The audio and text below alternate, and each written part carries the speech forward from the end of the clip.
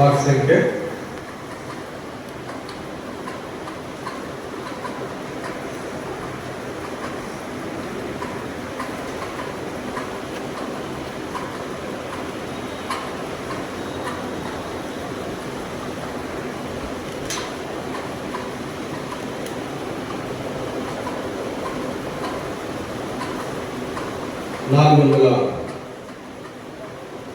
444. వాటి సంఖ్య 444. మరొక పాఠ పుస్తకంలో 441, 444, 440. సంతశీలను మీరు దయాలు సీయోను మహిమను చూసి.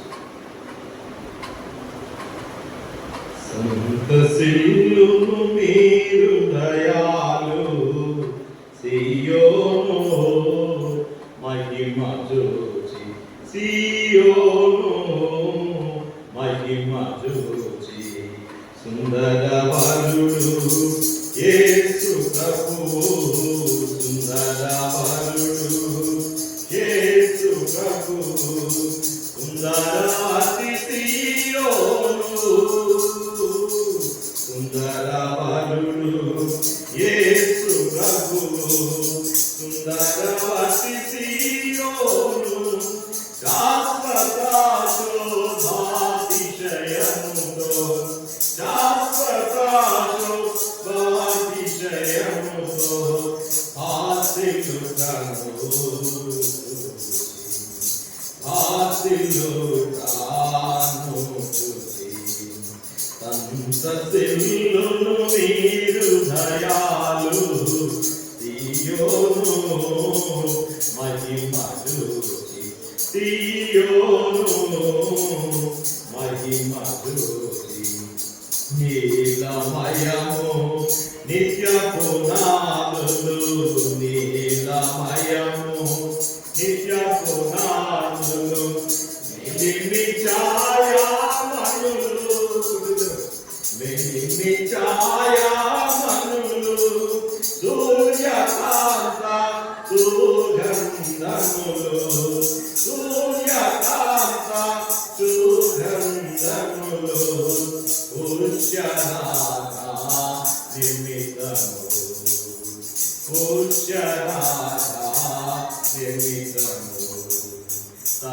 సంతశీలును మీరు దయాలు సీయోను మహిమ చూచి, సీయోను మహిమ చూచి. నిత్య మహిమతో వెలిగేడు, నిత్య మహిమతో వెలిగేడు. ముత్యాల గుమ్మములు, నిత్య మహిమతో వెలిగేడు. ముత్యాల గుమ్మములు స్వచ్ఛమాగు సువర్ణమయము, స్వచ్ఛమాగు సువర్ణమయము. ఆశ్చర్య నగరం, ఆశ్చర్య నగరం. సంతశీలును మీరు దయాలు సీయోను మహిమ చూచి, సీయోను మహిమ చూచి. జీవవృక్షము జీవ ఫలములు, జీవవృక్షము జీవ ఫలములు. జీవామృత పానము, జీవవృక్షము జీవ ఫలములు. జీవామృత పానము కాంతివంతముగా మెరిసేటి, కాంతివంతముగా మెరిసేటి. వింతలు గొల్పు నగరములు, వింతలు గొల్పు నగరములు. సంతశీలును మీరు దయాలు సీయోను మహిమ చూచి,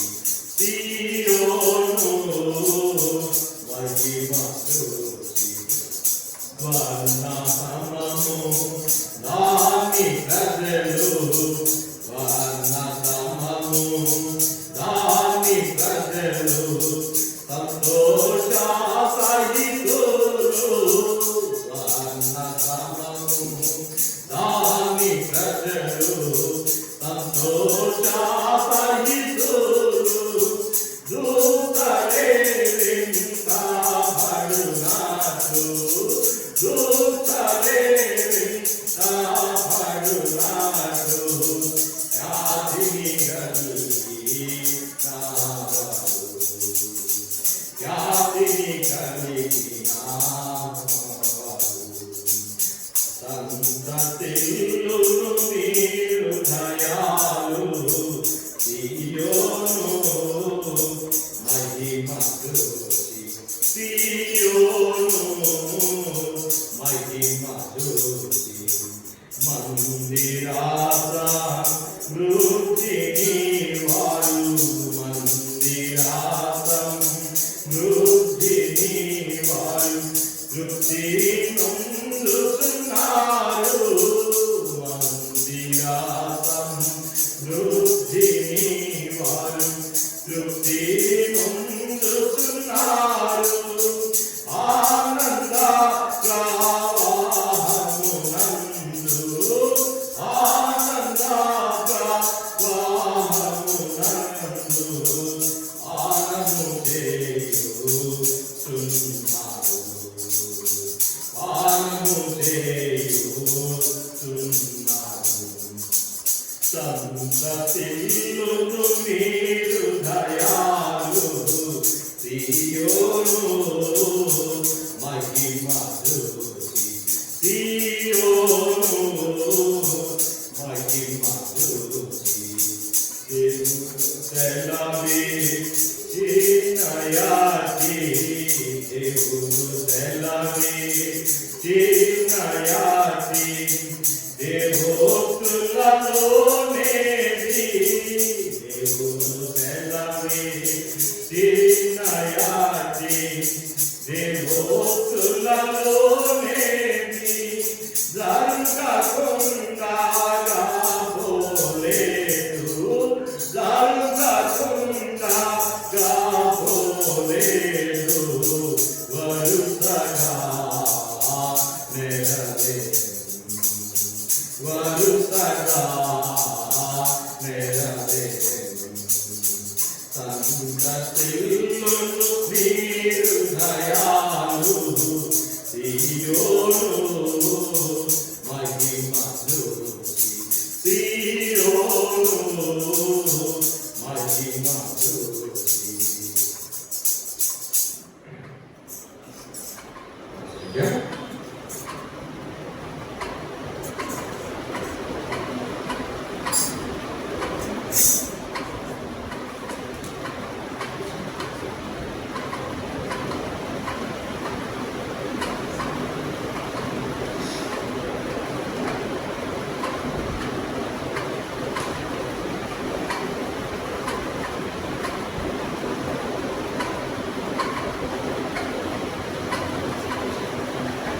పాఠ సంఖ్య 441 మరొక పాఠ పుస్తకంలో 438 సియోను పురమ సర్వోన్నతుని శృంగారపురం 441 మరొక పాఠ పుస్తకంలో 438 పాఠ సంఖ్య సియోను పురమా సర్వోన్నతుని శృంగారపురమా సియోను పురమా శాశ్వతముగా దైవా సంకల్పమై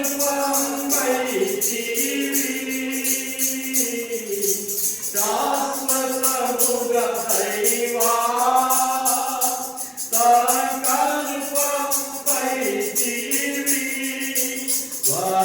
వనాలంగా రాసియోను సతతము నీవే అనుభవమా సియోను పురమా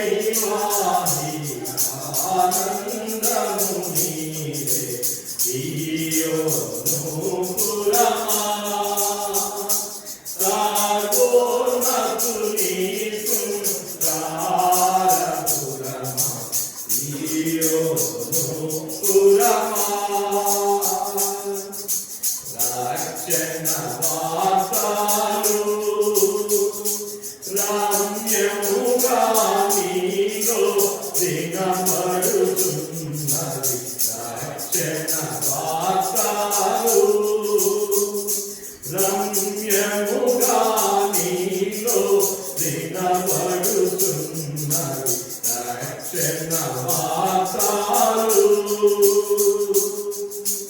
జనులెల్లా నీలో జన్మించేనందులు,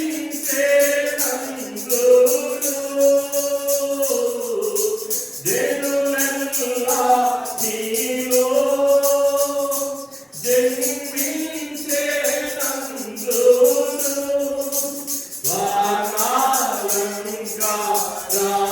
వానాలంకారాసియోను జనముల తల్లియని నిన్నందు సియోను పురమా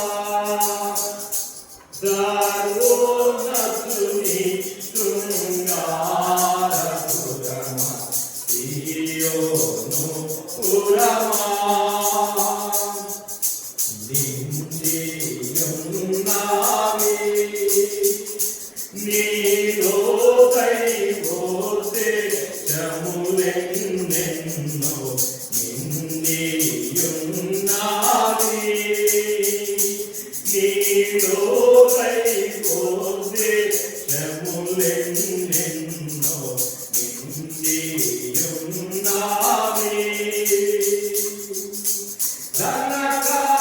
ధనకాయములెన్నో గోపగా తనికెను నీలో, ధనకాయములెన్నో గోపగా తనికెను నీలో,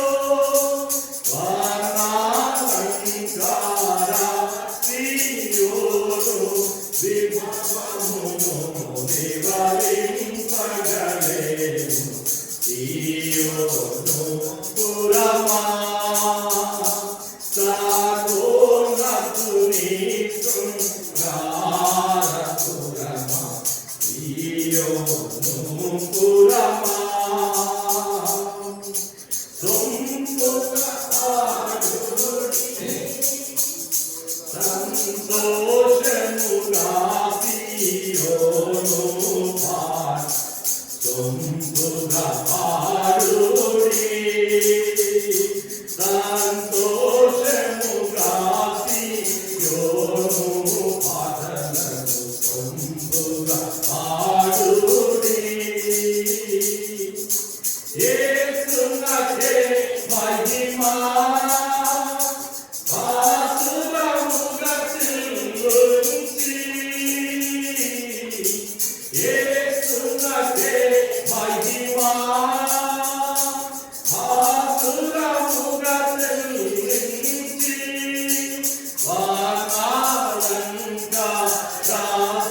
వానాలంకారాసియోను హల్లెలూయా యేసు ప్రభునకే సియోను పురమా సర్వోన్నతుని శృంగారపురమా సియోను పురమా శాశ్వతముగా దైవా సంకల్పం వైచివి, శాశ్వతముగా దైవా సంకల్పం వైచివి, వానాలంకారాసియోను సతతము నీదే అనుభవ భాగ్యం సియోను పురమా సర్వోన్నతుని శృంగారపురమా సియోను పురమా.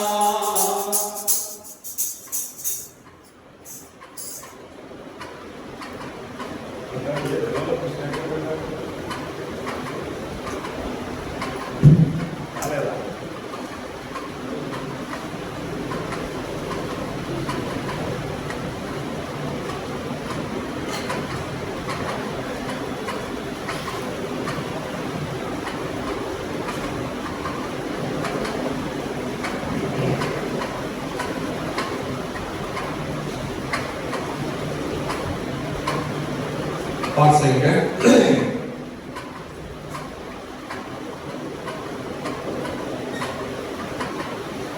508. పాస్ సంఖ్య 508. మరొక పాఠ పుస్తకంలో 502. లేచి రండి విశ్వాసుల.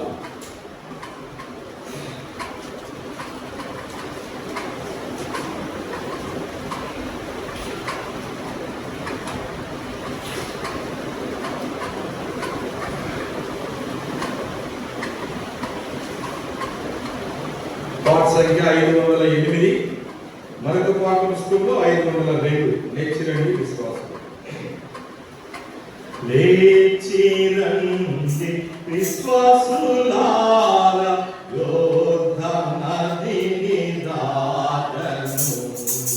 విరచి పెట్టుడి మిత్రాయి, సుఖవిలాస మాయలను. విరచి పెట్టుడి మిత్రాయి, సుఖవిలాస మాయలను. సందేహించక శ్రేష్టమైన యేసుని వాగ్దానములు. సందేహించక శ్రేష్టమైన యేసుని వాగ్దానములు. ముందంజావే నీరాజావే, ముందంజావే నీరాజావే, ప్రభుపై నమ్మికయుంచుడి.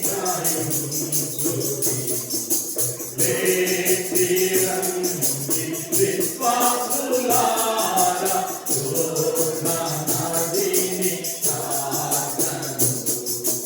విరచి పెట్టుడి మిత్రాయి, సుఖవిలాస మాయలను. విరచి పెట్టుడి మిత్రాయి, సుఖవిలాస మాయలను. యాత్రాలు సముద్రములు రోజించి పర్వతము కంపించినను. యాత్రాలు సముద్రములు రోజించి పర్వతము కంపించినను. ఓలోపవై తిరిగి చూడక, ఓలోపవై తిరిగి చూడక, వెల్లుడి సియోను నగరునకు. లేచి రండి విశ్వాసులారా, యోర్దాను నదిని దాటను. విరచి పెట్టుడి మిత్రాయి, సుఖవిలాస మాయలను. విరచి పెట్టుడి మిత్రాయి, సుఖవిలాస మాయలను. స్వామికింతుని యేసుని కరువారిలో కన్నులతో. స్వామికింతుని యేసుని కరువారిలో కన్నులతో. దూరభరతి అంగకముల, దూరభరతి అంగకముల, నశింపజేసే మరణము. లేచి రండి విశ్వాసులారా, యోర్దాను నదిని దాటను. విరచి పెట్టుడి మిత్రాయి,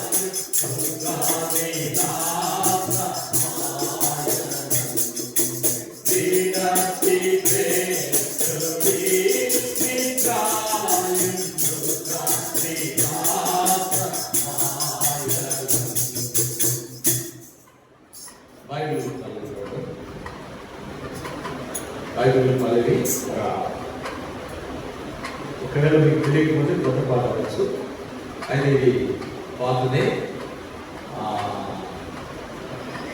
అనంతపురం జిల్లాలో ఎక్కువగా ఈ పాట పాడతారు.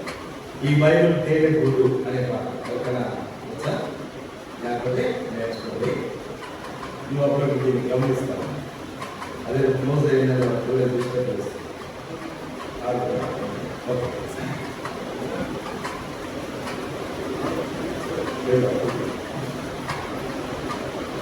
ఈ బైబిల్ తేనె గూడు, ఈ బైబిల్ రుచి మధురము, ఈ బైబిల్ తేనె గూడు, ఈ బైబిల్ రుచి మధురము.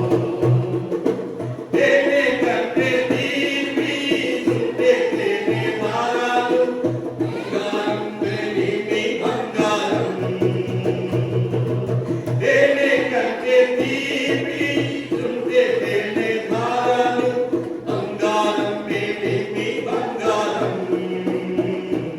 ఈ బైబిల్ తేనె గూడు, ఈ బైబిల్ రుచి మధురము, ఈ బైబిల్ తేనె గూడు, ఈ బైబిల్ రుచి మధురము. నేర్చుకున్నారా? ఒకసారి మాట్లాడతారా? సరే, నెక్స్ట్ ఫ్రెండ్స్ చదువుతామండి. నేను కూడా అనంతపురంకి వెళ్ళి నేర్చుకున్నాను ఈ పాట. నాకు కూడా తెలియదు. నేను కూడా బైబిల్ పదం ఒకటి రాశాను. ప్రవచనమైన దాన్ని మీకు నేర్పిస్తాను.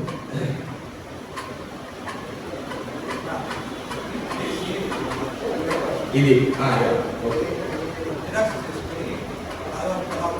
అది ఓకే.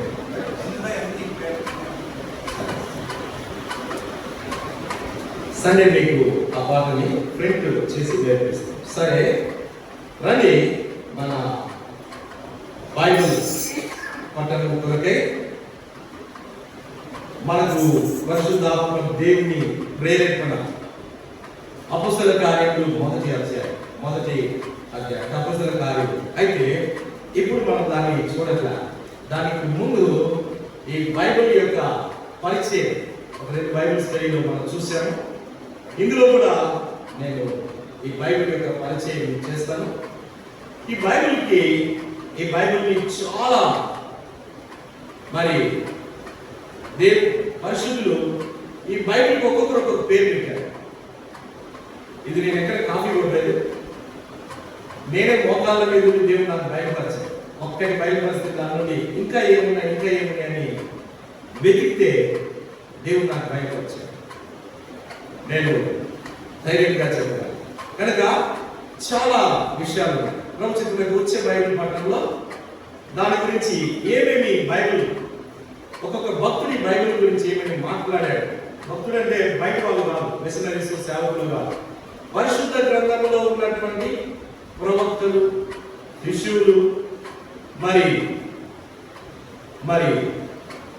భక్తులైన వారు మన పితరులు అని చెప్పబడి, ఇశ్రాయేలీయులకు పితరులు, మనకి కూడా పితరులు అయిన వారు ఈ బైబిల్ని లోకానికి, సంఘానికి, సమాజానికి, ప్రజలకి బయలుపరిచిన విధానాన్ని దేవుడు తన ఆత్మ చేత బోధించాడు. నేను దాన్ని చాలా క్షుణ్ణంగా తీసుకొని దాని ద్వారా ఒక పత్రికను రాయడానికి దేవుడు నాకు చూపించారు.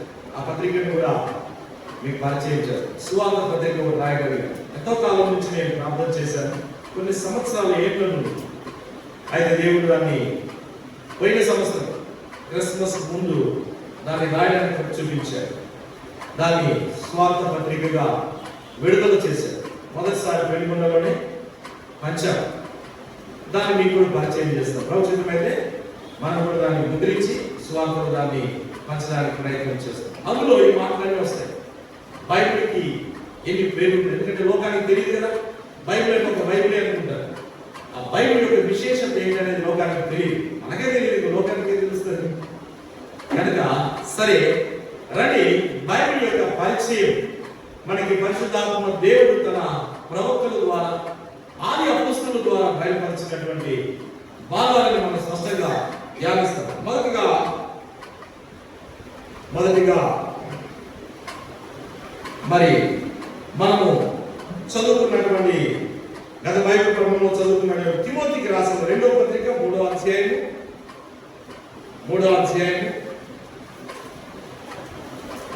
తిమోతికి రాసిన 2వ పత్రిక 3వ అధ్యాయం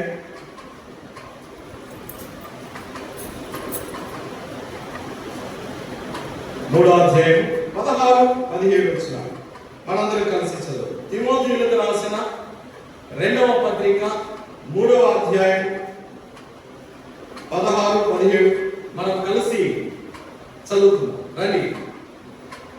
దైవజనుడు సన్నద్ధుడై ప్రతి సత్కార్యము పూర్ణంగా సిద్ధపడి ఉన్నట్టు దైవావేశం వలన కలిగిన ప్రతి లేఖనం ఉపదేశించుటకు, ఖండించుటకు, తప్పుదిద్దుటకు, నీతి యందు శిక్షణ చేయుటకు ప్రయోజనకరమై ఉన్నది. తర్వాత రెండవ భాగంగా మనము చదువుకున్న పేతురు రాసినటువంటి 2వ పత్రిక 1వ అధ్యాయం 20-21. పేతురు రాసిన 2వ పత్రిక 2వ అధ్యాయం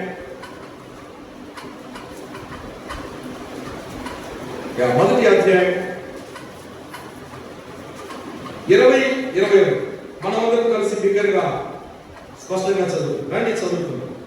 ఒకడు తన ఊహను బట్టి చెప్పుట వలన లేఖనములలో ఏ ప్రవచనం ఉండదని మొదట గ్రహించుకున్నాడు. ఏలైనగా ప్రవచనం ఎప్పుడు మనుషుని ఇచ్చను బట్టి కలగలేదు, కానీ మనుషులు పరిశుద్ధాత్మ వలన ప్రేరేపింపబడిన వారే దేవుని మూలముగా పలికిరి. ఈ 2 భాగములు ప్రభు గురించి మనతో మాట్లాడాలి. ప్రభు సహాయం కొరకు ఇచ్చిన ప్రార్థన చేసి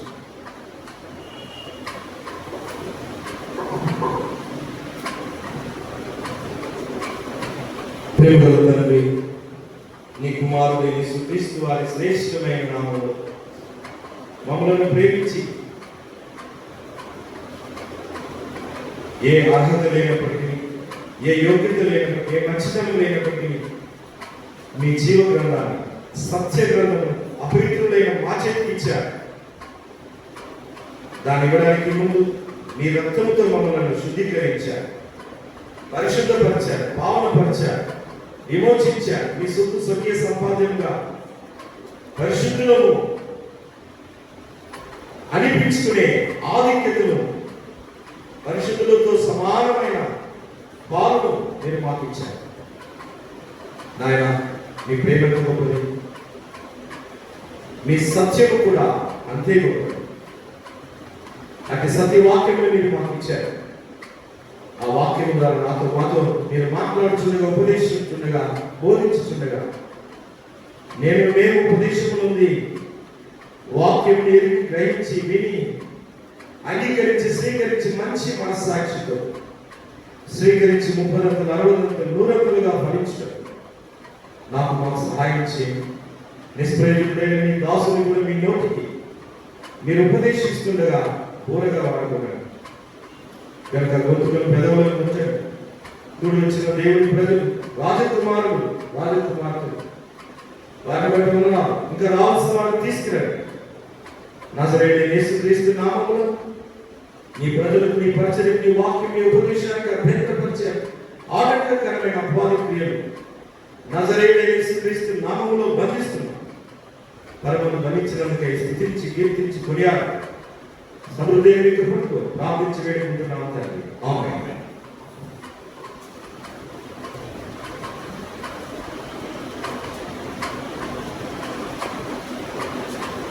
మనం చదువుకున్నటువంటి 2 భాగములు, మొదటి భాగము తిమోతికి రాసిన 2వ పత్రిక 3వ అధ్యాయం 16-17. ఇందులో దేవుని వాక్యం, బైబిల్లో ఇవ్వబడిన ప్రతి లేఖనం మరి ఏదైతే ఉపదేశించడానికి, ఖండించడానికి, తప్పుదిద్దడానికి, నీతి యందు శిక్షణ చేయడానికి ప్రయోజనకరమని చెప్పబడిందో ఆ లేఖనము దేని ద్వారా, ఎవరి ద్వారా ఇవ్వబడింది? దైవావేశం వలన ఇవ్వబడింది అన్నాడు. నీకు ఉపదేశించేటువంటి లేఖనం, నిన్ను ఖండించేటువంటి లేఖనం, మన యొక్క తప్పు దిద్దేటువంటి లేఖనం, మనలను నీతి యందు శిక్షణ చేసేటువంటి లేఖనం, మనలను ప్రయోజకులుగా చేసేటువంటి లేఖనము ఎవరి ద్వారా ఇవ్వబడింది? దైవావేశము ద్వారా ఇవ్వబడింది. దైవావేశము అనినప్పుడు మనం మొదటి బైబిల్ పట్టణంలోనే చూశారు. దేవుని యొక్క ఊపిరి, దేవుని ఊపిరి వల్ల. రెండవదిగా మనం చదివిన రెండవ భాగంలో దీనికి ఒక బలమైన సాక్ష్యం అపొస్తలుడైన పేతురు ఇది దైవావేశం వలన కలిగింది అనే దానికి ముద్ర వేయడానికి, రుజువుపరచడానికి, అవును ఆమె అని చెప్పడానికి ఇక్కడ రెండవ పత్రిక మొదటి అధ్యాయం 20-21లో ఆయన మరి నొక్కి చెప్పారు. ఏమన్నాడు? ఒకడు తన ఊహను బట్టి చెబుట వలన లేఖనంలో ఈ ప్రవచనం పుట్టదని మొదట నువ్వు గ్రహించుకోవాలి, నువ్వు వినాలి, నువ్వు నేర్చుకోవాలి, నువ్వు తెలుసుకోవాలి. ఒకడు ఊహించుకోవాలి పుట్టింది కాదు. ఇతర గ్రంథాలు ఉన్నాయి, రామాయణం, మహాభారతం, ఇవన్నీ కూడా ఊహా కల్పితమైనవి. మనుషులు ఊహించుకున్నారు, వాటిని రాశారు, వారికి ఇష్టం వచ్చినట్టు రాశారు. అందుకే దేవునికి అనేక రూపములు వారు ఇవ్వగలిగారు కదా. నిజ దేవుని రూపం వారు ఎరుగరు కనుక, ఒక్కడైన దేవుని రూపం వారు ఎరుగరు కనుక అనేక రూపములు వారు దానికి ఇచ్చారు. ఎందుకంటే ఏమో ఎవరికి తెలుసు, ఏ పుట్టలో ఏ పాపంలో అన్నట్టుగా రాశారు. చెట్టులో దేవుడు ఉన్నాడేమో, పుట్టలో దేవుడు ఉన్నాడేమో, గుట్టలో దేవుడు ఉన్నాడేమో, రాయిలో దేవుడు ఉన్నాడేమో, నీటిలో దేవుడు ఉన్నాడేమో, గాలిలో దేవుడు ఉన్నాడేమో, అగ్నిలో దేవుడు ఉన్నాడేమో, భూమిలో దేవుడు ఉన్నాడేమో, తినే ఆహారంలో దేవుడు ఉన్నాడేమో కదా. కాబట్టి ఉపయోగించేటువంటి కర్ర, ఇనుము, వెండి, బంగారము, తినే ఆహార పదార్థము, ప్రకృతిలో ఉన్న ప్రతి దాంట్లో దేవుళ్ళను పుట్టించారు. ఏమో ఎవరికి తెలుసు? రాసేటప్పుడు వాడికి తెలుసుంటే వీడే దేవుడు, ఈయన దేవుడు అని రాశాడు, అంతే కదా. అప్పుడు ఇన్ని రూపాలు రాకపోయాయి. తెలియదు కనుక, రాసిన వాడికి తెలియదు కనుక ఊహించుకున్నాడు. ఊహించుకొని దేవతలను పుట్టించారు. అందుకే భారతదేశంలో మనకు ఎంతమంది దేవుళ్ళు? 33.5 కోట్లు, 3 కోటి దేవుడు కదా. ఎందుకంటే చూడలేదు కదా. అందుకే ఎఫెసీయులకు రాసిన పత్రికలో అపొస్తలుడైన పౌలు ఏమంటాడంటే, ఎఫెసీయులారా, నేను మీ పట్టణమును చూడడానికి లోనికి వచ్చినప్పుడు మీ సంత వీధుల్లో తిరుగుతా ఉంటే అన్ని తిరిగి చూశాను. చాలా అందంగా ఉన్నాయి మీ భవనాలు, మీ బిల్డింగ్స్, మీ యొక్క అభివృద్ధి. బంగారంతో మీరు చాలా చమత్కారంగా, వెండితో చాలా చమత్కారంగా విగ్రహములను చేయగలవన్నీ చాలా అందంగా ఉన్నాయి, వర్ణనాతీతముగా ఉన్నాయి. అలాగే నేను మీ ఊరిలోనికి వచ్చినప్పుడు ఒక మీ దేవతలన్నిటిని చూశాను. అనేక దేవతల రూపాలు ఉన్నాయి, అందులో ఒక దేవుడి రూపం నాకు నచ్చింది అన్నాడు. ఎన్నో దేవతల రూపాలు ఉన్నాయి కానీ అందులో ఒక దేవత రూపం నచ్చింది. ఏంటో తెలుసా అది అన్నాడు. అక్కడ ఆ దేవత పేరు ఏంటంటే, ఆ రాయి మీద ఏం రాశారు? తెలియబడని దేవుడు అని రాశారు. మీకు దేవుని తెలియజేయాలని నేను వెతుకుతా ఉన్నాను, అవకాశం దొరకలేదు. ఎలాగో తెలియజేయాలి? చెట్టులో దేవుడిని చూస్తున్నారు, పుట్టలో దేవుడిని చూస్తున్నారు, రాతిలో దేవుడిని చూస్తున్నారు, ఆహారంలో, గాలిలో, నీటిలో, అగ్నిలో, సమస్త ప్రకృతిలో చూస్తున్నారు, వికృతిలో కూడా దేవుడిని చూస్తున్నారు.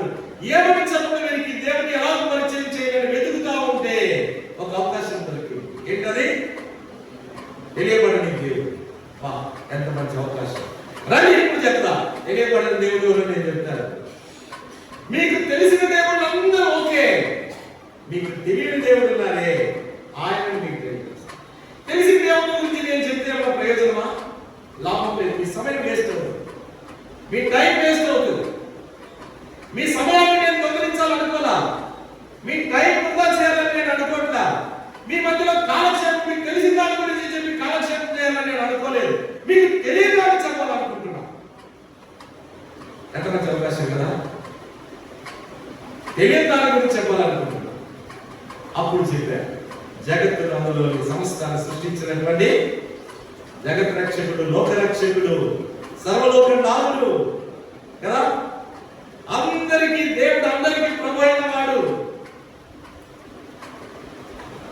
సర్వ సృష్టికి ఆధారభూతుడు, రక్షణకు కారణభూతుడు ఆయనే ప్రభు అయిన యేసు వచ్చాడు. ఈ రాయి రాసుకోండి ఇప్పుడు అన్నాడు. తెలియబడిన దేవుడు రాశారు కదా, దాన్ని చెరిపి ఈ పేరు రాసుకోండి అన్నాడు. ఎంత గొప్ప అవకాశం, ఎంత జ్ఞానం, దైవ జ్ఞానం, దేవుడి ఆత్మ అభిషేకం. దేవుడి ఆత్మ అభిషేకం లేకపోతే అంత గొప్ప దైవభక్తి, మతభక్తి, మత వైరాగ్యం కలిగిన వారు, దేవతా భక్తి, దేవతల మధ్యలో నివసించే వారికి దేవుడు తెలియజేయడం అనేది అసంభవం. అవునా కదా? తెలియజేయాలంటే ఏం కావాలా? దేవుడి ఆత్మ కావాలి. కొన్నిసార్లు ఎబ్రోన్లో కనుక వర్తమానం ఇస్తే ఎట్లుంటుంది చెప్పండి? ఫస్ట్ కనుక వర్తమానం ఇచ్చారు, అలవాటు లేని వాళ్ళు వర్తమానం ఇస్తే వాళ్ళు గడగడగడా ఉడుకుతారు. ఎందుకు చెప్పండి? అమ్మో, ఎబ్రోన్లు అంతా మేధావులే, వాక్యం తెలిసిన వాళ్ళే, వర్తమానికి ఎవరు కూసని పెట్టిన గంటలు తరబడి, ఎవరు నిలబెట్టిన గంటలు తరబడి వర్తమానం, అలాంటి వాళ్ళు ఉన్నారు. వాళ్ళ మధ్యలో నేనేం చెప్పాలని సతమతం అయిపోతారు. అలవాటు లేక అలా ఉంది, అలా ఉంటుంది లోకంలో. సత్యం తెలియదు, దేవుని ఆత్మ యొక్క నడిపింపు లేకపోతే, అభిషేకం లేకపోతే. కాబట్టి అందుకే అన్నాడు, మీరు ఊహించుకొని రాసినట్టు కలిగింది కాదు ఇది. మీరు ఊహించుకొని రాసినట్టుగా కలిగింది, పలికినటువంటిది కాదు ఇది, అలా పుట్టింది కాదు. ఇది ఎవరి ద్వారా కలిగింది? 22 ఏలైనగా ప్రోక్షణము ఎప్పుడును మనుషుని ఇచ్చను బట్టి కలగలేదు కానీ మనుషులు పరిశుద్ధాత్మ వలన ప్రేరేపింపబడిన వారై దేవుని మూలంగా పలికిని. పేతురు 2వ పత్రిక 1వ అధ్యాయము 20లో ఊహ ద్వారా పుట్టలేదు బ్రదర్, ఊహ ద్వారా పుట్టలేదు. సార్ నేను చెప్తున్నాను, నీ ఊహ ద్వారా పుట్టలేదు. సిస్టర్, ఊహ ద్వారా పుట్టలేదు. దీనికి మూలముఖులు ఉన్నారు, దీనికి నిప్పి, దీని రైతులు ఒక ఆయన ఉన్నాడు కదా, దీన్ని రాసినవాడు, దీన్ని పలికినవాడు ఒక ఆయన ఉన్నాడు. ఎవరైనా పరిశుద్ధాత్మ. పరిశుద్ధాత్మ ఆయన ప్రేరేపింపబడిన వారే దేవుని మూలముగా పలికిని. ఈ పరిశుద్ధాత్మ అని అక్కడితో ఆపలేదు, దేవుని మూలంగా అంటే అప్పుడు పరిశుద్ధాత్మ ఎవరు? దేవుని ఆత్మ. దేవుని ఆత్మ, పరిశుద్ధాత్మ, దేవుని ఆత్మ, దేవుని మూలంగా కలిగింది. అందుకే దేవుని ఊపిరి, దైవావేశం, దేవుని ఊపిరి, పరిశుద్ధాత్మ, దేవుని మూలంగా, దేవుని ఆత్మ ద్వారా కలిగింది. రెండవ బైబిల్ పట్టణంలో మనము చూసాం. ఎందుకు ఇవ్వబడింది? ఈ కలిగినటువంటి సత్యగ్రంథం మనకి అర్థం అవ్వాలి, లేక మనకు ఉపదేశించబడాలి, మనం తప్పుదిద్దాలి. ఏమని రాయబడింది? ఇది ఉపదేశించుటకును, ఖండించుటకును, తప్పుదిద్దుటకును, నీతి యందు శిక్షణ చేయుటకును ప్రయోజనకరమైనది. అంటే 1 ఉపదేశించడానికి, 2 ఖండించడానికి, 3 తప్పుదిద్దడానికి, 4వది నీతి యందు అంటే నీతిమంతులుగా చేయడానికి, 5వది శిక్షణ అంటే నేర్పించడానికి, అంటే అభ్యాసం చేయడానికి, అభ్యాసింప చేయడానికి ప్రయోజనకరమైన 5 విషయాలు చెప్పారు. ఈ 5 విషయంలో నీలో పని చేయాలంటే నువ్వేం చేయాలా? నీకు ఈ 5 విషయాన్ని లేఖనం ద్వారా అంటే దేవుని ఊపిరి ద్వారా, దేవుని ఆత్మ ద్వారా, దేవుని మూలంగా కలిగిన సందేశం నీకు ఇవ్వబడాలి, నీకు అర్థం అవ్వాలి. దాని ద్వారా ఏ ప్రయోజనం కొరకైతే అది ఊపిరిగా ఆయన ఊపిరి ఇవ్వబడిందో, ఆయన ఆత్మ పలికిందో, ఆయన దేవుడు పలికేయడం, దాన్ని ఆ ఉపదేశాన్ని, ఆ నీతిని తర్వాత ఆ యొక్క ఖండించేటువంటి స్వభావాన్ని దిద్దే స్వభావాన్ని, తర్వాత నీతి శిక్షణ సాధన చేసే స్వభావాన్ని, ప్రయోజనకరమైన దాన్ని నీవు పొందాలి అంటే ఏం చేయాలి? యేసుకేలు గ్రంథం 3వ అధ్యాయం. దీన్ని కూడా మనం చదివాం. దీనిని కూడా మనం చదివాం. యేసుకేలు గ్రంథము 3వ అధ్యాయం. 3వ అధ్యాయం. 3వ అధ్యాయం మొదటి 3 వచనాలు. మరియు ఆయన నాతో ఇలాగ సెలవిచ్చారు, నరపుత్రుడా, నీకు కనబడిన దాన్ని భక్షించుము. ఈ గ్రంథమును భక్షించి ఇశ్రాయేలు యొద్దకు పోయి వారికి ప్రకటన చేయి. నేను నోరు తెరవగా ఆయన గ్రంథమును నాకు తినిపించి, నరపుత్రుడా, నేను ఇచ్చుచున్నాను ఈ గ్రంథమును ఆహారంగా తీసుకుని దానితో నీ కడుపు నింపుకును. నాతో సెలవేయగా నేను దాన్ని భక్షించి తిని అది నా నోటికి తేనె వలె మధురముగా ఉండేను. ఇప్పుడు ఈ 5 విధములైనటువంటి ఆత్మ ఉద్దేశాన్ని, దేవుని ఉద్దేశాన్ని, దేవుని సత్య గ్రంథం నీకు ఇవ్వడానికి 5 విధములైన ఉద్దేశం కదా. ఈ 5 విధముల ఉద్దేశాన్ని నీవు పొందాలి అంటే నువ్వేం చేయాలా? యేసుకేలు గ్రంథంలో చెప్పాడు. ఏమన్నాడు? నరపుత్రుడా, నీకు కనబడిన దాన్ని భక్షించుము. ఈ గ్రంథాన్ని భక్షించి అన్నాడు. ఏం చేయాలంట? ఈ గ్రంథాన్ని నువ్వు భక్షించాలి. ఎప్పుడైతే దీన్ని తింటావో అప్పుడు ఏం జరుగుతుందంట? దీన్ని నువ్వు, ఈ గ్రంథాన్ని నువ్వు భక్షించి ఇశ్రాయేలీయుల యొద్దకు పోయి వారికి ప్రకటన చేయి. అప్పుడు వస్తుంది ఉపదేశం. ఈ గ్రంథం ఎందుకు ఇవ్వబడింది? ఉపదేశించడానికి అన్నాడు కదా. ఉపదేశం ఎప్పుడు వస్తుంది? ఊరికే రాదు. ఊరికే నువ్వు చదువుకుంటా పోతే రాదు, వినుకుంటా పోతే రాదు. నువ్వేం చేయాలా? దీన్ని భక్షించాలి, దీన్ని తినాలి. ఎలా తినాలి? ఇర్మియా గ్రంథంలో 29వ అధ్యాయం 12.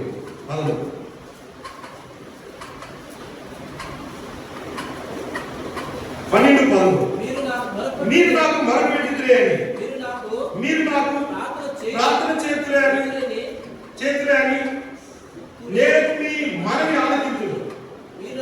మీరు నన్ను వెతికినట్లా పూర్ణ మనసుతో నన్ను గురించి విచారణ చేయని ఎడల మీరు నన్ను కనుగొందురు. ఎలాగంట? నాకు మొరపెట్టి, నాకు ప్రార్థన చేసి, నన్ను వెదకి పూర్ణ మనసుతో నన్ను విచారిస్తే అప్పుడు మీరు నన్ను కనుగొంటారు. ఈ ఉపదేశం మీకు అర్థమవుతుంది. దీన్ని భక్షించే నీవు, దీన్ని తినే నీవు ఆయనకి ప్రార్థన చేయాలా. అందుకే మనం వాక్యం చదివే ముందు ఏం చేస్తాము? ప్రార్థన చేయాలి. ప్రార్థన చేయకుండా నీ వాక్యం చదివి నీకు అర్థం కాదు. 100 సార్లు చదువు, నీకు అర్థం కాదు. నేను చాలా సార్లు ఫుల్ బైబిల్ చదివాను. నేను చెప్తే నీకు కౌంటింగ్ చెప్పినట్టు ఉంటుంది. అది అతిశయంగా ఉంది, అందుకని చెప్పండి. ఫుల్ బైబిల్ చాలా సార్లు చదివాను. కొత్త నిబంధన అయితే ఇంకా అధికంగా చదివాను. నెలలో 5 or 10 times కంప్లీట్ చేసేవాడిని న్యూ టెస్టమెంట్, రక్షించబడిన ప్రారంభ దినాలు. అలాగే సంవత్సరానికి 2 సార్లు ముగించాలి, బైబిల్ ముగించాలి అనే ఆతృతతో చదివేవాడిని. ముగించాలని ఆతృతతో రక్షించబడిన ప్రారంభ దినాలు అవి.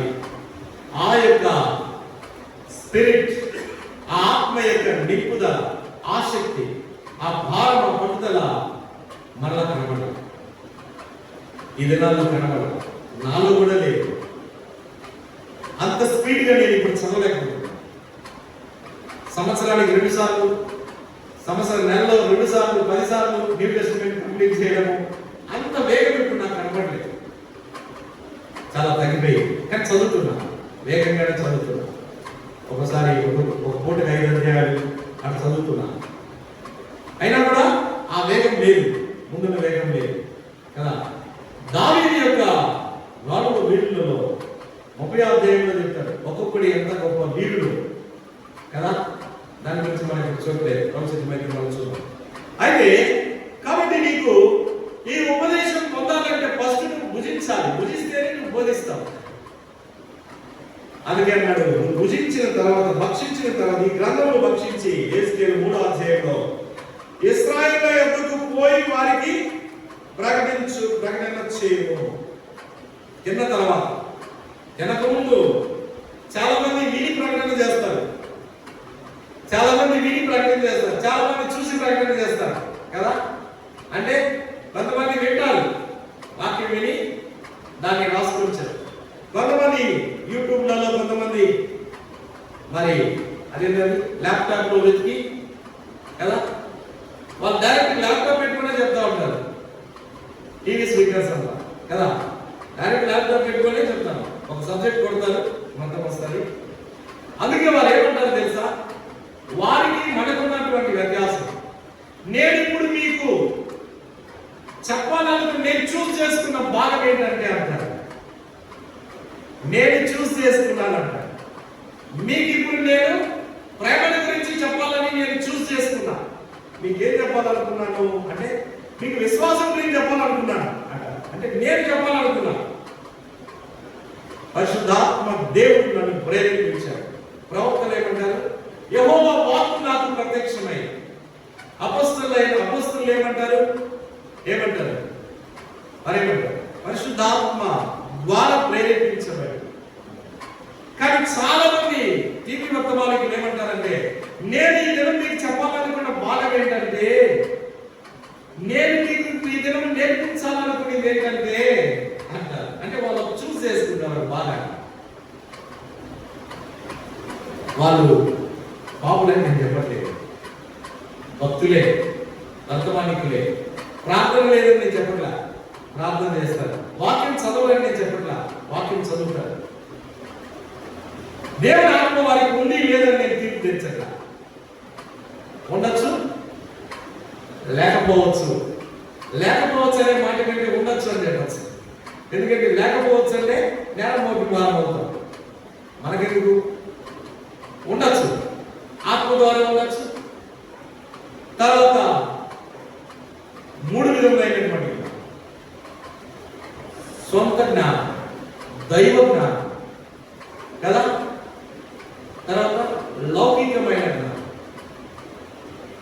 బైబిల్లో 3 విధములైన జ్ఞానం. ఆత్మ ద్వారా కలిగే జ్ఞానం,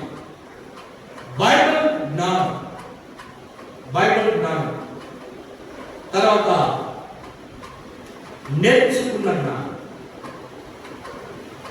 నేర్చుకున్నది, లేకపోతే ఉద్రేకపూర్వకమైనటువంటి జ్ఞానం. బైబిల్ని నేర్చుకోవచ్చు, మైండ్లో నేర్చుకోవచ్చు. నేర్చుకున్న వారు పాటించరు కదా. అందుకే మన పాడే పాటలో 66 దేవుని చేత ఇవ్వబడిన వేదము, దీనిని మోకాళ్ళ మీద ధ్యానించండి అని. నేర్చుకునేది మోకాళ్ళ మీద రాదు, మోకాళ్ళ మీద నేర్చుకునేది ఉంటుంది, బైబిల్ చదివి నేర్చుకునేది ఉంటుంది కదా. నేర్చుకున్న వారిని మనం చూస్తే కొంతమంది ఈ పీఠాధిపతులు కదా, కొంతమంది ముస్లిమ్స్, కొంతమంది హైందవులు, శివసేన, శివశక్తి లాంటి వారు దేవుడి వాక్యములు తప్పు పట్టడానికి బైబిల్ అంతా చదివినారు. అంటే బైబిల్ జ్ఞానం నేర్చుకున్నారు. చాలా మంది బోధకుల్లో కూడా ఆ జ్ఞానం ఉంది, నేర్చుకుంటారు కానీ వారి జీవితంలో మార్పు కదా. టీవీ చూస్తారు, సినిమా చూస్తారు, తప్పు లేదు, ఊరికే కాలక్షేపం. మనం మంచి తీసుకోవాలా, చెడు విడిచిపెట్టాలా అంటారు వాళ్ళు, నేను అనగా. అర్థమవుతుందా? రెండవది, అప్పుడప్పుడు వెళ్ళొచ్చు, సినిమాకి వెళ్ళొచ్చు, పార్టీకి వెళ్ళొచ్చు, ఫ్రెండ్స్ పిలిస్తే వెళ్ళొచ్చు, తప్పు లేదు అని వారు అంటారు. నేను అనట్లేదు. మరి వారి జ్ఞానం ఏమైంది? బైబిల్ జ్ఞానం కదా.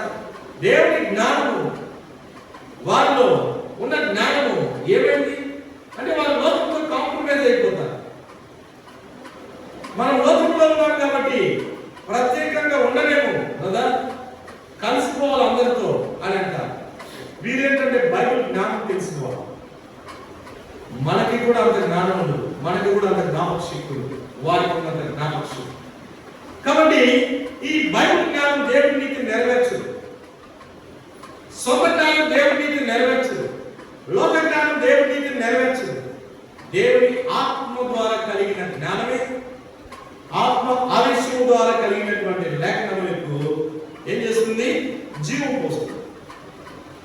జీవం వస్తుంది.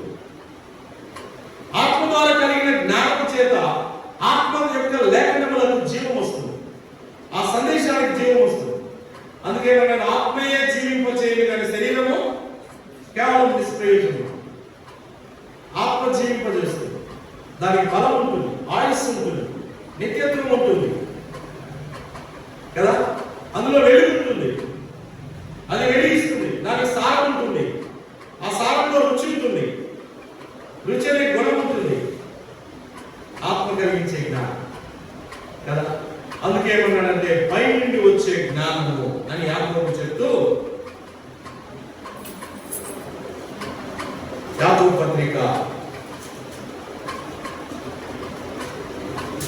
3వ అధ్యాయం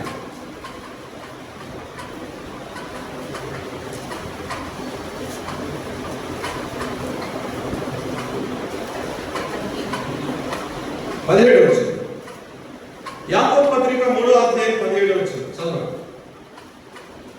అయితే పై నుండి వచ్చే జ్ఞానం మొట్టమొదట పవిత్రమైనది, తర్వాత సమాధానకరమైనది, మృదువైనది, సులభముగా లోబడినది, కనికరముతో మంచి ఫలములతో నిండుకొన్నది, పక్షపాతమైనది, వేషధారణమైనది, లేనిదై ఉన్నది.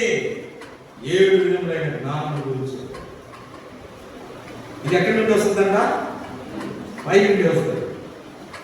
పై నుండి వస్తుందని చెప్పినప్పుడు, జ్ఞానం పై నుండి వస్తుందని యాకోబు చెప్పినప్పుడు కింద నుండి కూడా జ్ఞానం ఉందని కదా, భూమి మీద కూడా జ్ఞానం ఉందని కదా కదా. ఎంత తెలివిగా అపవాది యేసు ప్రభువునే మోసగించడానికి వాడి జ్ఞానం ఉపయోగించాడు. ఎలాంటి టైంలో? మంచి ఆకలి 40 రోజులు అయింది, 40 రాత్రులు 40 పగలు ఉపవాసం ఉంటున్నాడు. బాగా ఆకలితో ఉన్నప్పుడు ఎదురుకు వచ్చాడు. బాగా ఆకలితో ఉంటే రోడ్డు మీద ఉన్న పిండి వంటలు ఏదైనా సరే ఏ నూనెలో కాల్సిన తినాలనిపిస్తుంది కదా, ఎందుకంటే బాగా ఆకలి అవుతుంది కదా. ఇంటిలో ఫుడ్ తినేవాళ్ళు 3 రోజులు ఆహారం లేదనుకో, 2 రోజులు ఆహారం లేదు, ఎక్కడ ప్రయాణం పోయినారు, ఎక్కడ దొరకలేదు, అక్కడ ఎక్కడైనా మధ్యలో బస్సు ఏం చేస్తారు, ఏం దొరికితే దాన్ని తినేస్తారు. ఇంకా అప్పుడు ఆరోగ్యం గురించి ఆలోచించారు, ఏదైనా తినేస్తారు. అప్పుడు అలాంటి ఛాన్స్ చూసి, సమయం చూసి బాగా ఆకలి అవుతుంది కదా అన్నారు. మెల్లగా ఇది నిజమా అని అవతారన్నారు కదా, అలాగే ప్రభు దగ్గరికి కూడా పోయాడు. బ్రదర్ బాగా ఆకలి అవుతుంది కదా, అందుకే నీకు అసలు రొట్టెలను ఒక మాట నేను నడుపుతాను, రొట్టెలను అన్నాడు. ఆయన అర్థమైంది ఏమైంది, వీడు నన్ను మెల్లగా వంకర మార్గంలోకి తీసుకెళ్తున్నాడు. వెంటనే అన్నాడు, మనుషులు రొట్టె వల్ల మాత్రం, దేవుడి నోటి నుండి వచ్చు ప్రతి మాట వల్ల. ఇంకొచ్చే ముందుకు పోయాడు. బ్రదర్ నడవలేకపోతాను, ఎంత కొండ పై నుంచి దిగాల, ఎంత టైం పడుతుందో తెలుసా? పై ఉన్నావు, పర్వతం మీద ఉన్నావు, దిగాలి, ఎంత టైం పడుతుందో తెలుసా? కాబట్టి ఏం చేస్తామంటే ఒకసారి పైకి దిగి దేవతల గురించి పెట్టుకుంటారు. ఒక మిరక్కలు ఇంత ప్రయాసం నడిచింది కష్టమా? ఇట్లా వస్తారు బ్రదర్స్ మన దగ్గరికి. ఎంత ఎందుకు కదా, ఒకసారి దూకేసేయండి, సులువైన మార్గంలోకి వచ్చేసేయండి అన్నాడు. అప్పుడు ఆయన అన్నాడు, ఏమన్నాడు? నీ దేవుడైన యెహోవా నీవు శోధించు.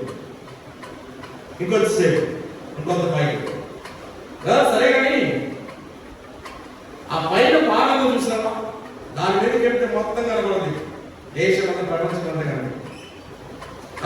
ఒకసారి చూపిస్తాను, రండి కదా, రండి. నేను నడవలేకుండా రండి కదా, పర్వాలేదు. కొంతమంది నువ్వు రానా బయటికి, నువ్వు రానా, నువ్వు అక్కడ ఉంటే నేను 5 నిమిషాలు నీ దగ్గర ఉంటా. ఆయనకి పోతనే ఆయన ఉద్దేశాలు, ఆత్మ సంబంధమైన ఉద్దేశాలన్నీ మారిపోయి శరీరానికి సాధంగా మారిపోతున్నారు. పైన పాల మీదకి తీసుకెళ్ళి ఏమన్నాడంటే, చూసాం ఇదంతా నాదే, నీకే చేస్తా. నువ్వు ఇంకెన్ని సంవత్సరాలు, 3.5 సంవత్సరం ప్రయాసపడాలా. వాడికి చెప్పి, వీడికి చెప్పి, అక్కడ పోతే చేసి, ఇక్కడ బాగు చేసి, వాడిని బాగు చేసి, వీడిని బాగు చేసి, వాడిని స్వస్థపరిచి, వీడిని స్వస్థపరిచి ఎంత ప్రయాసపడినా చివరికి ఎక్కడికి పోవాలా? శిలువ మీద పోవాలి.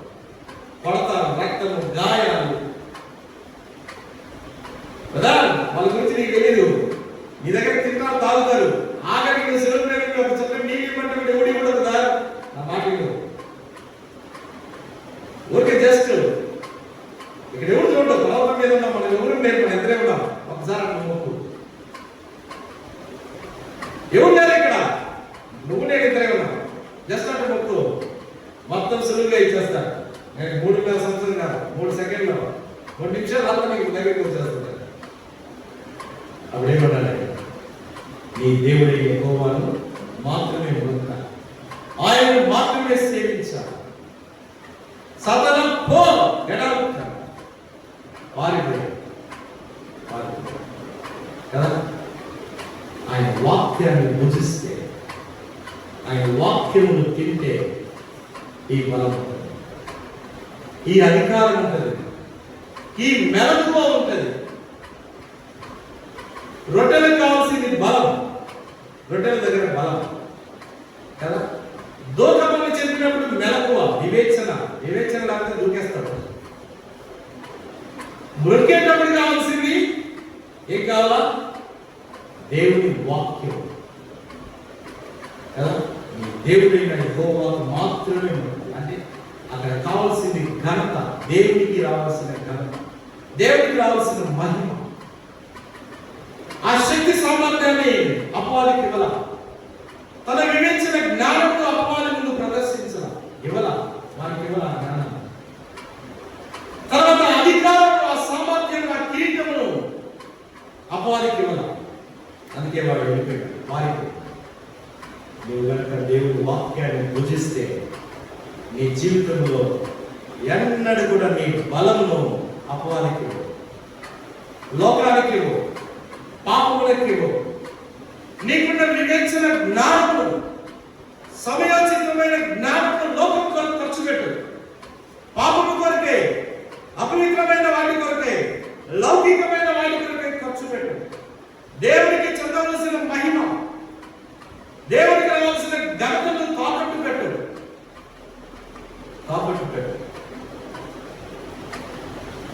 అందుకే యెషయా ప్రవక్త ఏమన్నాడో తెలుసా?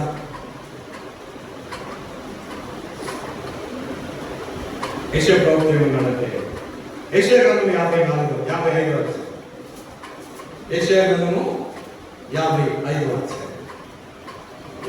అధ్యాయం మొదటి 4 వచనములు లేక 3 వచనములు మనం కలిసి చదువు. యెషయా గ్రంథము 55 అధ్యాయం మొదటి 3 వచనాలు రండి కలిసి చదువు.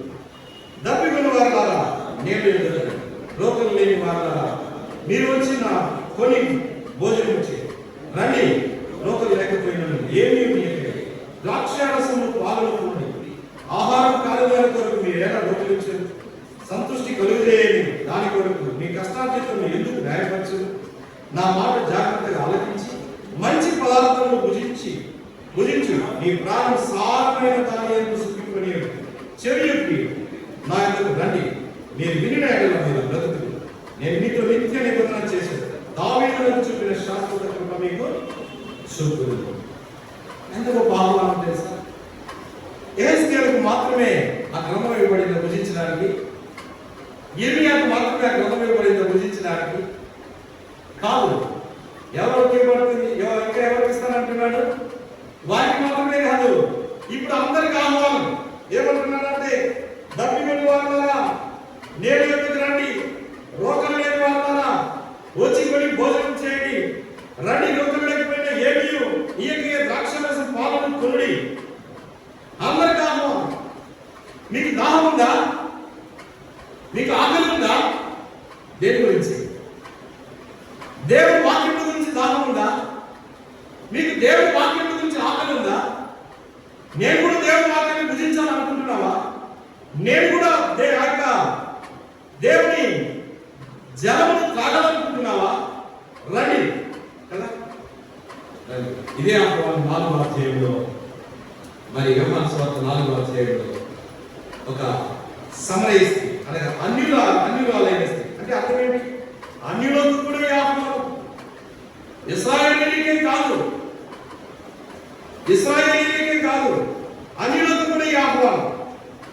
చూడండి ఏమంటాడంటే 14 వచ్చింది, నేనిచ్చు నీళ్లు త్రాగువాడు ఎప్పుడును దప్పికొనడు, నేను వానికిచ్చు నీళ్లు నిత్య జీవమునకై వారిలో ఊరేడి నీటి బుగ్గగా ఉండునని ఆమెతో చెప్పాడు.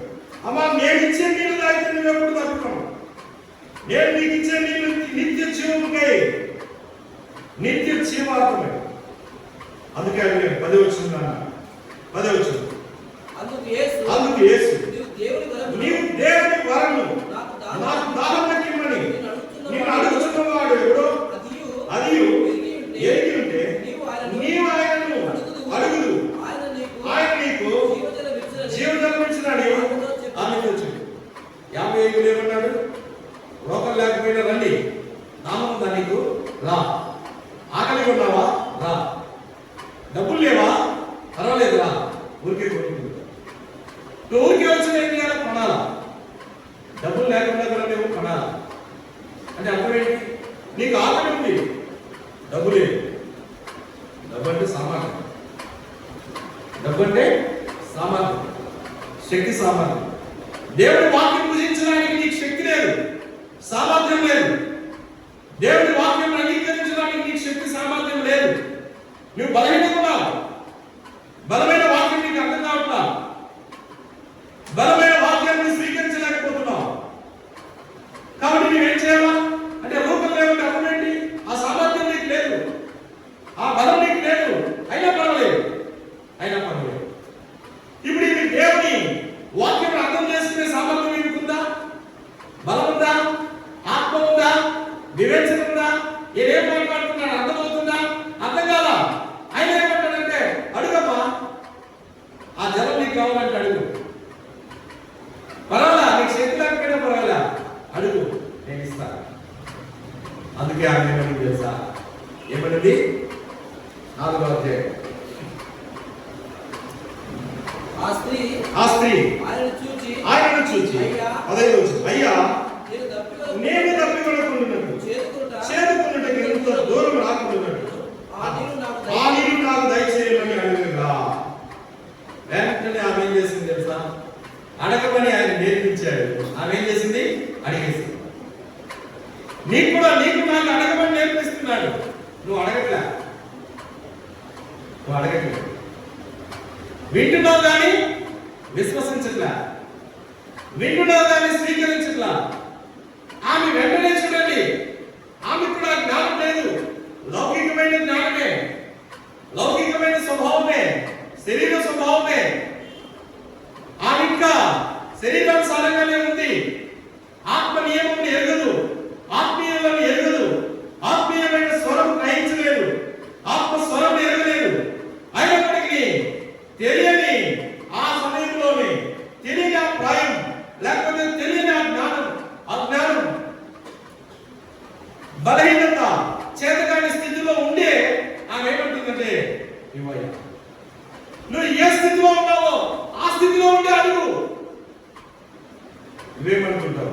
అది ఇప్పుడు మనకు కాదులే, మన కొద్దిగా బాగా ఎదగాలి, ఆత్మీయంగా ఎదగాలి, బాగా వాక్యం చదవాలి, బాగా మందిరానికి రావాలి, ఒక 3 ఏళ్ళు రావాలి, ఒక 2 ఏళ్ళు రావాలి, ఆ తర్వాత నేర్చుకో. ఇప్పుడే ఎట్లా? మనకిప్పుడే కొత్త రోజు, మనకేం తెలియదు కాదు. ఆమెకేమైనా అనుభవం వచ్చిందా యేసు ప్రభుని ప్రకటించడానికి?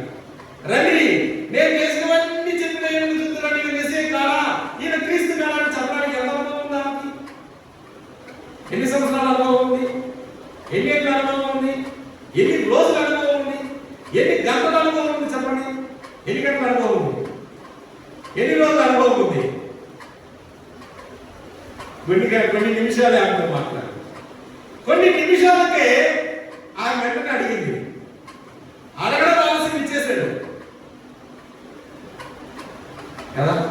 అందుకే ఆయన అన్నాడు, అన్యాయస్తులైన న్యాయాధిపతి ఆమె ఆమెకి న్యాయం తీర్చాలనుకుంటే దివారాత్రులు తన గురించి మొరపెడుతున్నటువంటి వారికి దేవుడు న్యాయం తీర్చురా. వారి నిమిత్తమే కదా ఆయన ఏం చేస్తున్నాడు? ఆలస్యం చేస్తున్నాడు, దీర్ఘశాంతం చూపిస్తున్నాడు. మీలో ఎవరైనా రొట్టెలు అడిగితే మీ కుమారుడు రాత్రి ఇస్తారా? ఎవరైనా మీ కుమారుడు చేపలు అడిగితే పాములు ఇస్తారా? మీరు చెడ్డవాళ్ళని మీ పిల్లలకు మంచి ఇవ్వాలని మీరు ఆశిస్తారు కదా. కానిస్టేబుల్ కూతురు ఏమైంది? ఆమె ఐఏఎస్ అయింది, ఐఏఎస్ ఆఫీసర్ అయింది. ఆమె ఎస్పీ అయింది. ఆ కానిస్టేబుల్ నిలబడి ఆమె సరిగ్గా కొట్టాడు. ఒక ఎస్పీ ఒక ఎస్ఐ కూతురు ఎస్పీ అయింది, నిలబడి సరిగ్గా కొట్టాడు.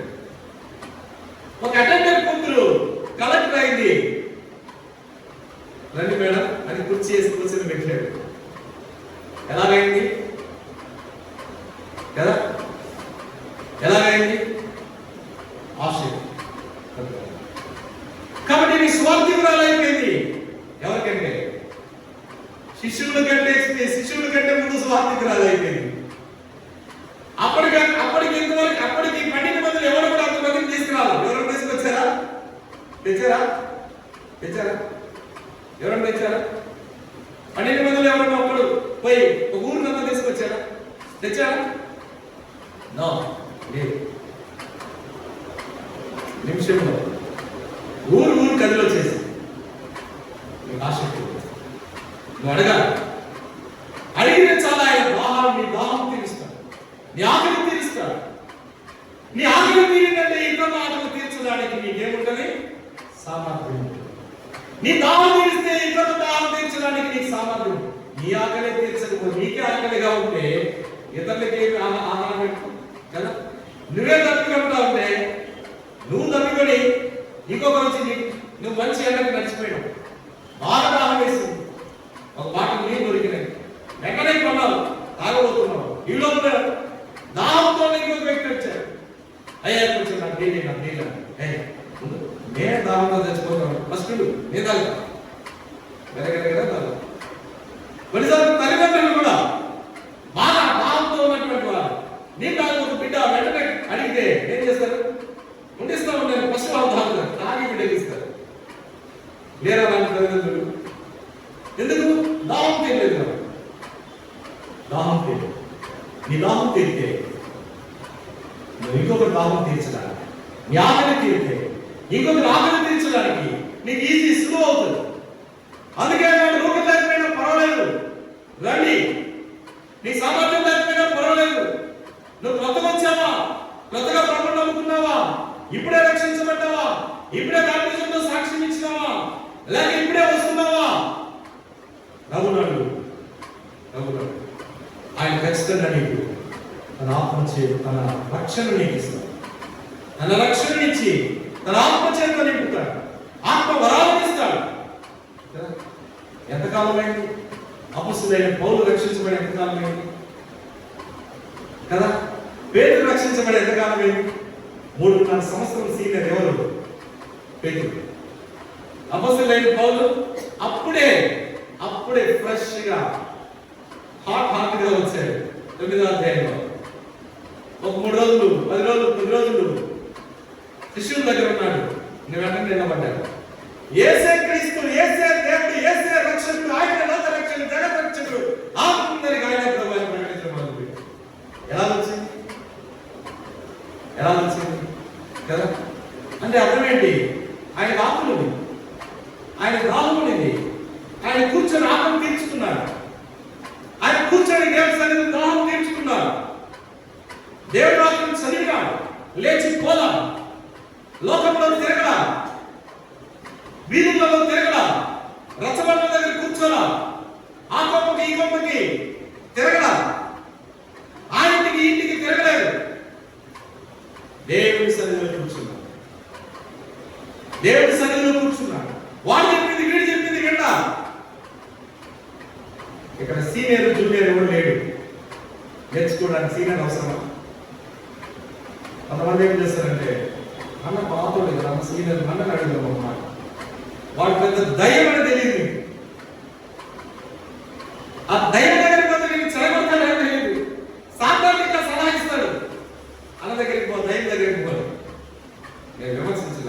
విషయాలు మీకు అర్థం అవ్వాలి. తెలియకుండా వారి వయసును బట్టి వారి యొక్క సీనియారిటీ భ్రమపడతాం వద్దు. అందుకే అపొస్తలుడైన పౌలు ఏమన్నాడంటే, పేతురు సీనియర్ అని నేను ఆయన దగ్గరికి పోలేదు. నేను రక్షించబడిన 3 సంవత్సరాల తర్వాత పేతురుని కలిసినాను. సీనియర్ గారు ఫస్ట్ ఆయన దగ్గరికి వెళ్ళి ఆయన కనబడి ఆయన సలహా తీసుకొని, అన్నా చేయమన్నావా, ఎక్కడ ప్రారంభించమన్నావు, ఎలా ప్రారంభించమన్నావు, మీరు అంత ముందు అనుభవం కలవాలి కదా, మీకు చాలా అనుభవాలు ఉన్నాయి కదా. పోదా ప్రభు దగ్గరికి పేతురుకి ఇప్పుడు దడబడుతుంది. ఎవరు చూస్తే? పౌలుని చూస్తే. ఎందుకు? ప్రభు దగ్గరికి పోయాడు కాబట్టి, ప్రభు ఆత్మతో నింపబడ్డాడు కాబట్టి దడబడుతుంది. నువ్వుగా నీగా దడబడాల్సింది. వారి బయలుపడిని చూసి, వారి అనుభవాన్ని చూసి, వారి సీనియారిటీని చూసి కాదు బెదరాల్సింది, భయపడాల్సింది. దేవుని ఆత్మ వారిలో ఉందా? దేవుని ఆత్మ వారిలో చోటు ఉందా? దేవుని నియమ నిబంధనలు వారి ద్వారా నెరవేర్చబడుతున్నాయా, జరుగుతున్నాయా, వారు అనుసరిస్తున్నారా, వారి కుటుంబంలో అది ఉందా, వారి పిల్లల్లో అది ఉందా, వారి జీవితంలో అది ఉందా, వారి సంఘంలోకి వచ్చినప్పుడు దాన్ని పాటిస్తున్నారా, పరిసరంలో ఉన్నప్పుడు వారు పాటిస్తున్నారా, దాన్ని చూడాలి కదా పిల్లరా.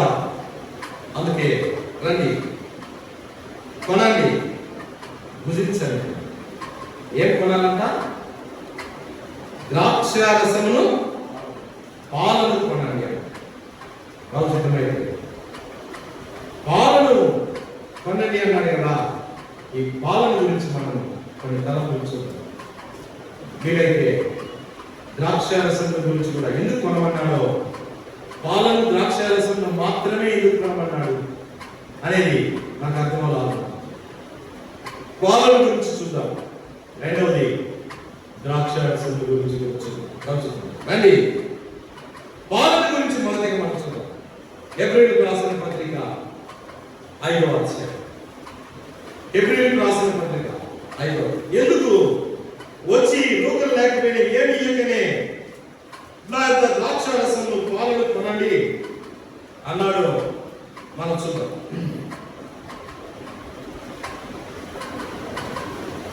13, 14, 12, 13, 14. కాలమును బట్టి చూచితే మీరు బోధకులుగా ఉండవలసిన వారే ఉండగా దేవోక్తులలో మొదటి మూల పాఠములను ఒకడు మీకు మరలా బోధింపవలసి వచ్చెను. మీరు పాలు త్రాగవలసిన వారే కానీ బలమైన ఆహారము తినగలవారు కాదు. మరియు పాలు త్రాగు ప్రతి వాడు శిష్యుడే కనుక నీతి వాక్య విషయంలో అనుభవం లేని వాడై ఉన్నాడు. వయసు వచ్చిన వారు అభ్యాసం చేత మేలు కీడులను వివేచించుటకు సాధకులు చేయబడిన జ్ఞానేంద్రియములు కలిగి ఉన్నారు కనుక బలమైన ఆహారము వారికే తగును. ఇక్కడ పాలను కొనమన్నారు. పాలను కొనమన్నారు అంటే అర్థం ఏంటంటే, పాలు దేన్ని తెలియజేస్తుందంటే ఏమంటాడు?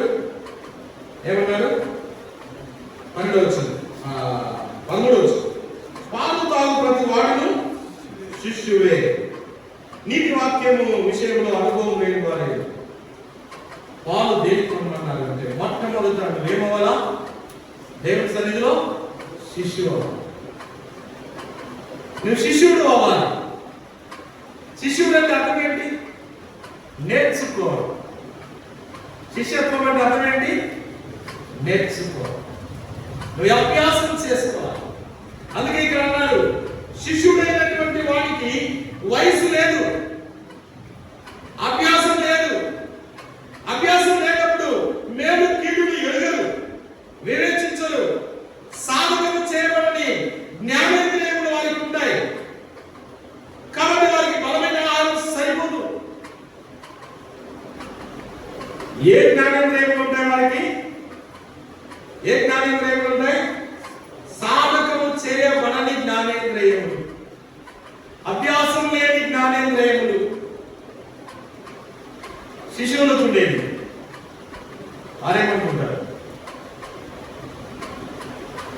ఇప్పుడు మన పిల్లలు ఎంబీబీఎస్ చేశారు, లేదు బీటెక్ చేశారు, ఎంటెక్ చేశారు, డాక్టర్ చేశారు, తర్వాత పిహెచ్డి చేశారు.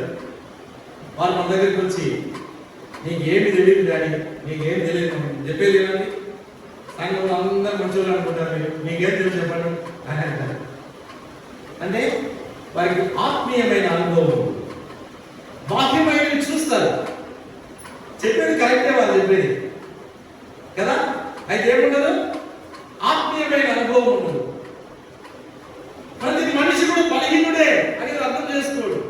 ప్రతి మనుషుడు పర్ఫెక్ట్ గా ఉండాలి అనేది ఉంటుంది వారికి. ఒక విశ్వాసం అంటే పై నుండి కింద పడినట్టు ఉండాలి. దేవదూత బాగుండాలనుకుంటాడు, వస్తుందా? ఎవరుంటారు దేవదూతలాగా? నిలబడిన బోధకుడే ఉండేది దేవదూతలాగా, కూర్చున్న విశ్వాసం అలా ఉంటుంది. కానీ కొంతమంది బోధకులు ఎక్కడ నటిస్తారంటే, మేము పై నుంచి పడిన దోతలని మీరు మా కిందనే అంటారన్నట్టు చెప్తా ఉంటారు. అంటే నేర్చుకోవాలి, నేర్చుకోవడం తప్ప ఇంకా నేర్చుకోవాలి. వాస్తవం దేవుని సేవకుల ద్వారా నేర్చుకోవాలి. అలాగని సేవకులు దేవదూతలు కాదు, ఎన్నో బలహీనతలు. ఆ బలహీనతలు కొన్ని హద్దులు, కొన్ని హద్దు దాటుతారు, హద్దు మీరుతారు, హద్దులో ఉంటారు కదా. వీటన్నిటికీ వారు ఏం చేస్తారు? పరిహారం కొరకై ప్రభు దగ్గరికి పోతాం. అది బయటికి కనపడదు. బయటికి కనపడేది తెలుసుంటాయి, తెల్లపాంటి తెలుసుంటాయి.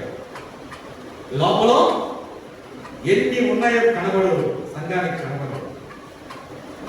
నేను అందుకే అంటే నేను సేవకులను విమర్శించలేదు, నేను కూడా ఒక సేవకుని విమర్శించాను. అంటే దేవుని యొక్క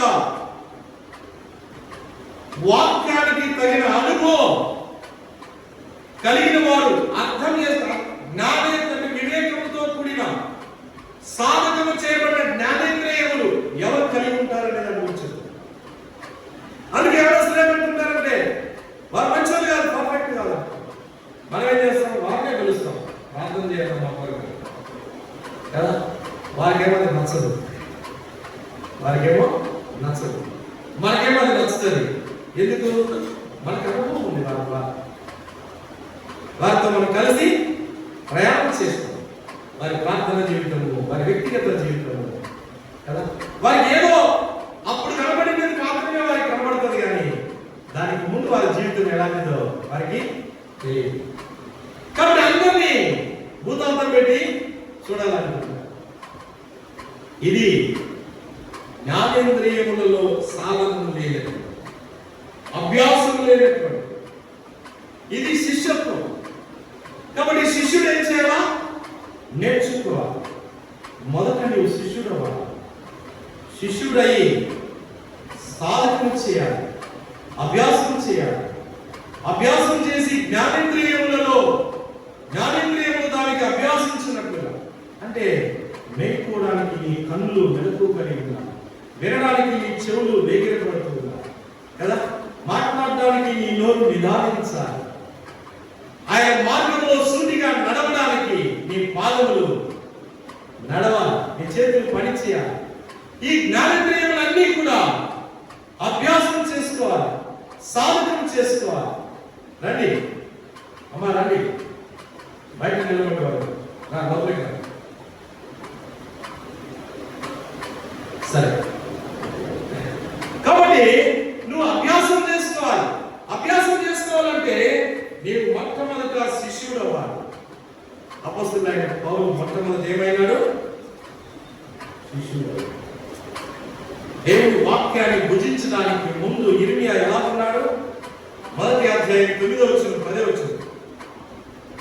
ఇర్మియా గ్రంథం 1వ అధ్యాయం 9వ వచనం 9వ వచనం.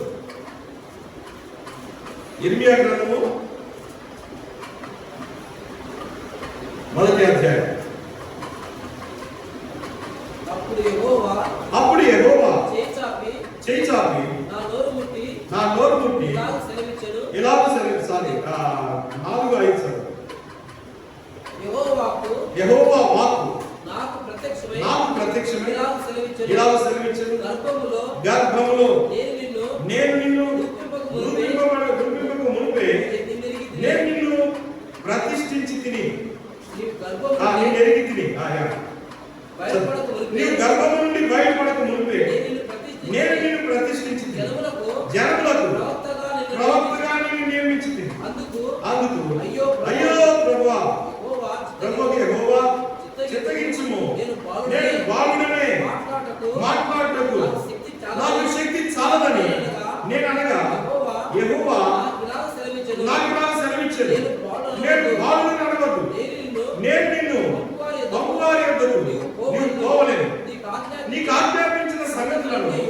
సంగతులన్నీ నువ్వు చెప్పాలి. వారికి భయపడకు, నేను నిన్ను విడిపించకు, నేను నీకు తోడై ఉన్నాను. ఇదే యెహోవా. ఏమంటాడంటే ఇప్పుడు ఈయనకి బోధించేటప్పుడు ఈయన ఏ వయసు? బాలుడు. బాలుడు దగ్గరికే వచ్చాడు. సమయాన్ని బోధించేటప్పుడు సమయాలు ఏ వయసు? బాలుడు. దావీదుకి అభిషేకం చేసేటప్పుడు దావీదు ఏ వయసు? బాలుడే కదా. బాలుడు నడవవలసిన త్రోవలు వారికి నేర్పు. కాబట్టి ఆయన దిగి వచ్చాడు నేర్పడానికి. సమూయేలు నేను నేర్పుతాను రాయ. దావీదు గొర్రెల దగ్గర ఉన్నావా? రాయ, నేను నేర్పుతాను, నీకు యుద్ధం చేసేది నేర్పుతాను. ఇర్మియా, రాయ, నేను నీకు నేర్పుతాను. అయ్యో ప్రభా, నేను బాలుని. అవును, అందుకే నీకు నేను నేర్పుతాను అంటున్నానుగా. కాబట్టి నేను నేర్చుకోవాలంటే మొట్టమొదటి ఏమవ్వాలా? శిష్యుడు అవ్వాలి. నాకు అన్ని తెలుసులే అనుకో. మనకు వచ్చిన జబ్బు ఏంటంటే ఒక 5 ఏళ్ళు 10 ఏళ్ళు మందిరానికి రాగానే బైబిల్ చదవగానే నన్ను ఎప్పుడెప్పుడు పిలుస్తాను, నన్ను పిలవలేదు, నన్ను మాటలకు పిలవలేదు, వాక్యానికి పిలవలేదే, నన్ను బల దగ్గరికి పిలవలేదే, నన్ను కానుక దగ్గరికి పిలవలేదే. ఇదే వాడి తప్పడంతా, ఇదే వాడి ఆరాటం అంతా ఇదే. ఎప్పుడెప్పుడు పిలుస్తాడా? నేను కనపడలేదు ఆయనకి. వాడి కడుపులో ఉన్న ఆరాటం అంతా ఇదే కాదు. ఫస్ట్ నీవు శిష్యుడు నేర్చుకోవాలి కదా. అభిషేకం చేసిన తర్వాత ఎన్ని సంవత్సరాలకు రాజు అయ్యాడు దావీదు? ఎన్ని సంవత్సరాలు? 30 ఏళ్ళు కదా. కలగని వాగ్దానం, కల ద్వారా వాగ్దానం లేక దర్శనం ప్రత్యక్షత పొందిన తర్వాత ఎన్నేళ్లకు గవర్నర్ అయ్యాడు యోసేపు? 34 సంవత్సరాలు. కలగని ఎప్పుడు? ప్రత్యక్షతను పొందింది ఎప్పుడు? దర్శనం పొందింది ఎప్పుడు? 15 సంవత్సరాలకే. దాన్ని అమల్లోకి తీసుకొచ్చింది ఎప్పుడు? 34 సంవత్సరాలు. వాగ్దానం పొందింది ఎప్పుడు? అబ్రహాము 74 సంవత్సరాలు. దాన్ని రుజువు చేసి దాన్ని నెరవేర్చింది ఎప్పుడు? 100 సంవత్సరాలు. అంటే ఎన్ని సంవత్సరాలు అయింది? 26 సంవత్సరాలు అయింది కదా. అదే అయిపోయింది. నేను సీనియర్ అయిపోయాను. నాకు త్వరగా పోతుంది. పైకి ఎక్కగానే నీ మీద భ్రష్టాత్మ వస్తుంది, బ్రహ్మపరిచాత్మ వస్తుంది, సంఘాన్ని కలవపరుస్తావు, వంకర బోధ చేస్తావు, వంకర ఉపదేశం చేస్తావు, వంకర మార్గదర్శి అయిపోతావు. నిన్ను చూసి ఇంకొకటి రాస్తాడు, నేనేం తక్కువ, వాడికంటే నేను తక్కువ. సంవత్సరం సీనియర్ నేను వాడికంటే ఒక సంవత్సరం ముందు వచ్చిన దుడు కావాలంటే కొమ్ములు కూడా కొంచెం పైకి వచ్చింది. పొడుస్తా, కొమ్ములు వచ్చినాయి పొడుస్తా అంటాడు వాడు. ప్రభు అంటే ఇరుస్తా, నీ కొమ్ములు ఇరుస్తా అంటాడు. ప్రియులారా, నేను ఏంటంటే ఏం వాక్యం చెప్తుంది? నువ్వు శిష్యుడు నేర్చుకోవడానికి ఇష్టపడు. 12:13 నువ్వు నేర్చుకునే సమయంలో నీకు వయస్సు రావాలి, నీవు అభ్యాసం రావాలి, నీకు సాధన రావాలి. అప్పుడు నీకు అర్థమవుతుంది ఏమని, మేలేదో కీడేదో నీకు అర్థం. అప్పుడు నీకు వస్తుంది ఏంటది? వివేచన. దావీదు పోయిన స్థలాన్ని అంతా ఎంత నడుచుకున్నాడంట? సుబుద్ధి కలిగి వివేకంతో నడుచుకున్నాడు. ఎందుకు? దావీదుకి సౌలు యొక్క అనుభవం వచ్చింది, అర్థమైంది. ఈయనకి ఎప్పుడు షార్ట్ టెంపర్ వస్తుందో, ఎప్పుడు ప్రేమ వస్తుందో, ఎప్పుడు షార్ట్ టెంపర్ వస్తుందో తెలియదు. ప్రేమ వస్తే నాయనా నువ్వే దేవుడు, నాయనా దావీదా నాయనా నువ్వే నాయనా, బాబు వాడి పొడుగురా ఏసి ఈకి తగ్గిస్తాడు. ఈ షార్ట్ టెంపర్ వాడితో ఎక్కడ ఉండాలో ఈ ముక్కోపితో ఎక్కడుండాలో తెలుసుకుంటాం. అందుకే వివేకముతో నడుచు. వివేకము లేని సుందరమైన స్త్రీ ఎవరంటే మీరే చెప్పాలి. పంది ముక్కుకున్న బంగారు కమ్మె, దాని ముక్కుకి బంగారు కమ్మె పెట్టినాం అనుకో, ఏం చేస్తుంది? ఎక్కడ పెడుతుంది? పెట్టు బుర్రలో పెట్టుకుంటుంది. క్షణంలో దాని రంగు మార్చేస్తుంది. అది బంగారంగా ఎరుగుదా కదా, అర్థం కాదు. కాబట్టి నీకు గనక సాధకము లేని నీకు, సాధన లేని నీకు, ఆత్మీయమైన అనుభవం లేని నీకు, అభ్యాసం లేని నీకు బంగారు కమ్మిని కనుక నీకు ఇస్తే నువ్వు కేసుకుపోయి ఎక్కడ పెడతావు? వరదలో పెడతావు. బంగారు దేవుని సాదృశ్యం, దైవత్వం, పరిశుద్ధత. అందుకే పరిశుద్ధాత్మ దేవుడు ఏం చేస్తూ వచ్చాడంటే వారిని గమనిస్తూ వచ్చాడు, వారిని అబ్జర్వ్ చేస్తూ వచ్చాడు, వారు లోబడే కొలది వారితో నింపబడుతూ వచ్చారు. 12 మంది శిష్యులు వచ్చారు. అయితే వెంటనే అందరి ద్వారా అద్భుతములు జరగల. పేతురు మొదలు పెట్టాడు. ఆ తర్వాత వారు లోబడే కొలది, వారు విధేయం చూపించే కొలది, ఆత్మచేత ఒక్కొక్కరు నింపబడుతూ వచ్చారు. వారికి ఇవ్వబడిన వరములు ప్రజ్వలిస్తూ వచ్చాయి. మనమేమనుకుంటాం? వెంటనే నాకు కావాలి, ఇస్తే తీసుకుపోయి బురదలో పెడతాం. అందుకే ఆయన ఆలోచిస్తాడు, నేర్చుకోమంటాడు, శిష్యత్వంలోనికి పిలుస్తున్నాడు, శిష్యుడిగా మారమంటున్నాడు, శిష్యత్వంలోనికి రమ్మంటున్నాడు. చూడండి, ఎప్పుడైతే శిష్యత్వంలోనికి వస్తావో, పేతురు రాసిన మొదటి పత్రిక 2వ అధ్యాయం, పేతురు రాసిన మొదటి పత్రిక 2వ అధ్యాయం మొదటి 3 వచనాలు. ప్రభు దయాళుడని మీరు రుచి చూచి సమస్తమైన దుష్టత్వమును, సమస్తమైన కపటమును, వేషధారణ, అసూయ, సమస్త దూషణ మాటలు మాని క్రొత్తగా జన్మించిన శిశువులను పోలినవారే నిర్మలమైన వాక్యమును పాలన వలన రక్షణ విషయంలో ఎదుగు నిమిత్తము ఆ పాలన అపేక్షించాలి. శిశువుడు ఏం చేయాలంట? ఎందుకు పాల్గొనాలా? ఏమవ్వాలా? నీవు ఎదగాల. దేంట్లో ఎదగాల? రక్షణ విషయంలో ఎదగాల. నీవు రుచి చూడాలా. ఏం రుచి చూడాలా?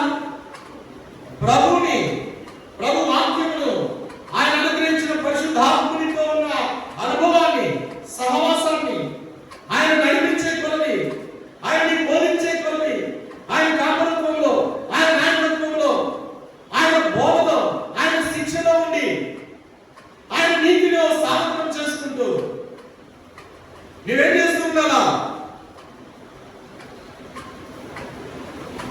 పాలన అపేక్షించాలి. ఏ పాలని? ఏ పాలు? నిర్మలమైన పాలు. నిర్మలమైన పాలు. పాలు అంటే అర్థం ఏంటి? ఇక్కడే రాశారు. ఏమన్నారు?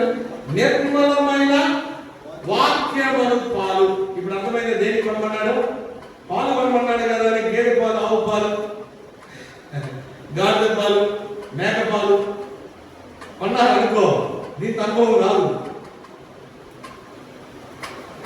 నేను ఎక్సర్సైజ్ చేసేటప్పుడు మా అమ్మాయి చేస్తుంటే బాగా బలంగా ఉండాలని పచ్చి పాలు 6 లీటర్లు, ఉదయం 3 లీటర్లు, సాయంకాలం 3 లీటర్లు పచ్చి పాలు తాపించేది. నేను మంచి Zimmer, 9 years Zimmer, body builder, karate fighter. అంటే ఉదయం 3 లీటర్లు, సాయంకాలం 3 లీటర్లు, 6 లీటర్లు పాలు. 2 కిలోలు పట్టాలి, 1 లీటర్ ఎత్తేస్తా.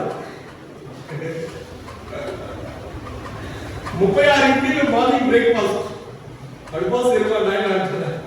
రియల్ నిజం చెప్తున్నా. అర్థంగా మా అమ్మాయి నాకు దిష్టి తగ్గుతుందని మా అమ్మాయి చేస్తుందని నాకు గదిలో పెట్టి ఒకటి రాని మనలోనే రాలేదు. మనలోనే ఎవరు ఆగనివ్వకుండా నాకు పెట్టి తినబెట్టారు. దానికి నైట్ చేపల కూర వండి పెట్టారు. నాకు చేపల కూర అంటే ఫస్ట్ నుంచి చాలా ఇష్టం. చేపల కూర వండి పెట్టారు. తెల్లారులే ఇడ్లీ ఎట్టుంటే ఇంకా సూపర్గా అదిరిపోతాయి. అవి తిని డ్యూటీకి పోతారు బ్యాంక్ దగ్గర. అక్కడికి పోయిన తర్వాత మధ్యాహ్నం స్నాక్స్ మధ్యలో 11 గంటలకి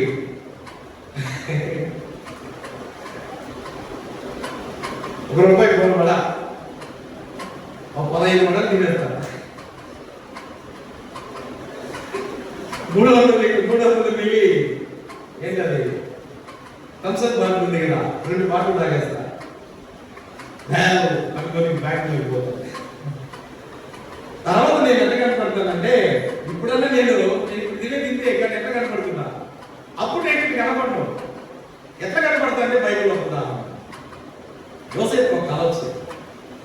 ఆ కళలో 7 దగ్గర 7 పక్క సిక్కిన ఆవులు, 7 బలమైన ఆవులు ఉన్నాయి. ఈ పక్క సిక్కిన ఆవులు వేసి బలమైన ఆవులు మింగేస్తే మింగిన తర్వాత ఎట్లా కనపడుతున్నాయి కదా, మళ్ళా పక్కగానే కాదు. నేను కూడా అలాగే ఉంటాను. అన్ని తిన్న తర్వాత అలాగే ఉంటాయి. ఎంత చెప్తున్నా అర్థమైందా? బిర్యానీ తిన్నాను అనుకో, మీకు మీరు ఎంత చెప్పండి, ఎంత తింటాను, ఎంత పుట్టకు బిర్యానీ తింటాను. నేను జిమ్ చేసే ముందు మటన్ పకోడా చేస్తారు. ముగ్గురిని జిమ్మర్స్ 200 రూపాయలు 600 కింద పెట్టి ప్యాకెట్ వస్తుంది. కేసపోయి ఒక 6 థమ్స్అప్లు తీసుకుంటారు. ఆ రూమ్లో పెట్టుకొని బాగా తిని ఆ థమ్స్అప్లు తాగి బాగా బ్రేక్ పట్టినే ½ అవర్ తర్వాత ఇంకా జిమ్ చేయడానికి దిగితే 10 గంటలకు కూడా తలుపు తెరవు. 10 గంటల తర్వాతనే జిమ్లో నుంచి బయటకు వచ్చేది. అంత ఊపు ఉంటుంది. సో ఇదంతా కూడా దేని కొరకు? శరీరాన్ని పెంచడం. అందుకే కత్తితో ఇట్లా పొడిస్తే బ్లడ్ రాదు. ఎందుకంటే చిక్కటి పాలు, పిండిన పాలు కాకుండా ఉదయం 3 లీటర్లు, సాయంకాలం 3 లీటర్లు కాకుండా మరిదోడులు కూడా తాగుతాను. పాలు పిండి తగ్గిస్తే 5 లీటర్ల పాలు కూడా తాగుతారా? కొద్దిగా తాగలే వాటిని బాగుతారు. నా సీనియర్ బాక్సర్ ఆయన కేజీఎఫ్ మా ఊళ్ళో. వాళ్ళ ఇంట్లో 24 సీమ బరులు ఉన్నాయి, నల్ల బరులు. ఆయన మీద బాక్సర్ ఆయన. నేను కూడా 6 రౌండ్ బాక్సర్. ఆయన ఎన్ని తాగుతాడు తెలుసా? ఉదయం 6 లీటర్లు, సాయంకాలం 6 లీటర్లు తాగుతాడు. వాడిని చంపినప్పుడు, ఆయన చంపినప్పుడు మర్డర్ చేశారు. ఈటితో కత్తులతో పొడిస్తే బ్లడ్ రాదు. అంతా కోసారు కానీ తెల్లగా నరాలు బయటకు వచ్చిందంటే తెగల లోపలికి దిగలేదు.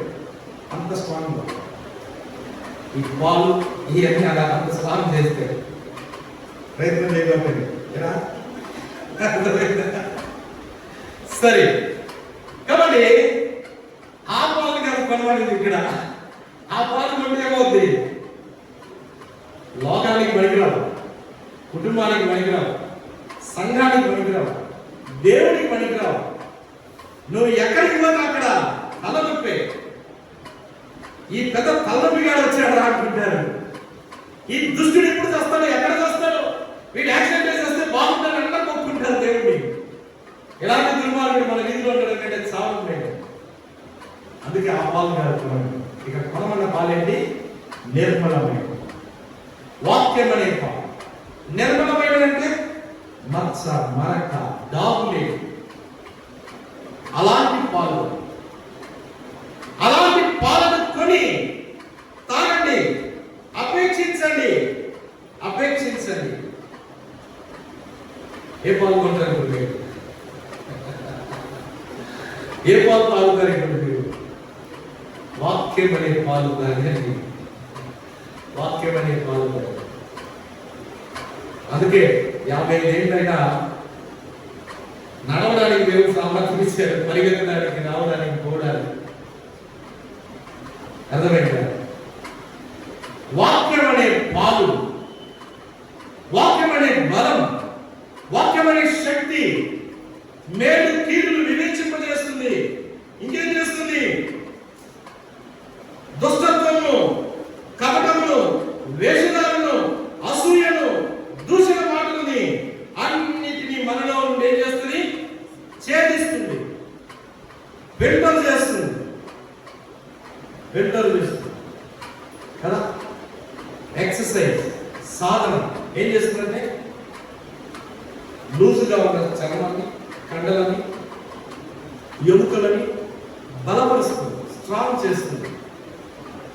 కొడితే రాయి పిండవాలి, గుద్దితే గోడ బద్దలవాలి, అంత స్ట్రాంగ్ చేస్తుంది. అదే చేస్తుంది ఈ వాక్యం అనే పాలు. శత్రువుని కొడితే ఒక తండ్రి వాడు అక్కడ భయపడ్డాడు. పర్వతం మీద నుండి యేసుక్రీస్తు ప్రభువు ఒక్కటే డోసు ఇచ్చాడు. ఏమన్నాడు? నీ దేవుడైన యెహోవాకు మాత్రమే మొక్కు. ఎవరికి మొక్కుడు? పారిపోయాడు. అక్కడ ఫుట్బాల్ నిలబడాల, ఆయన ఎదుట నిలబడాల. శిలువ మీద సాతాను తనను చిదుగు దొరికాడని రాయబడింది. ఎట్లొచ్చింది ఆ బలం? ఎట్లొచ్చింది ఆ బలం? నిర్మలమైన వాక్యం అని చెప్పాలి. నిర్మలమైన వాక్యం ప్రేమగా ఈ బలం నీకు కావాలి, ఈ శక్తి నీకు కావాలి, ఈ అనుభవం నీకు కావాలని నువ్వేం చేయాలి? సాధన చేయి. కొనడానికి పైసలు లేవే, శక్తి చాలనే, సామర్థ్యం సరిపోలే, కొత్తగా వచ్చానే, అనుభవం లేదే, నాకంటే సీనియర్స్ ఉన్నారే, అటువంటి చెత్త కబుర్లు చెప్పద్దు, చేతగానే చెప్పద్దు, సోది మాటలు మాట్లాడదు. చేతగానే రోషము కలిగి ధైర్యంగా దేవుడి వాక్యం అప్లై చేసుకో, స్వీకరించు, అంగీకరించు. యాకోబు మగసిరి గలవాడై ఏం చేశాడంట? స్వీకరించాడు. వాక్యం అనే పాలను 32వ అధ్యాయంలో, ఆదికాండం 32వ అధ్యాయంలో మగసిరి గలవాడై ఆ బలం పొందాడు, ఆ శక్తిని సాధన చేసుకున్నాడు, దాన్ని అలవర్చుకున్నాడు.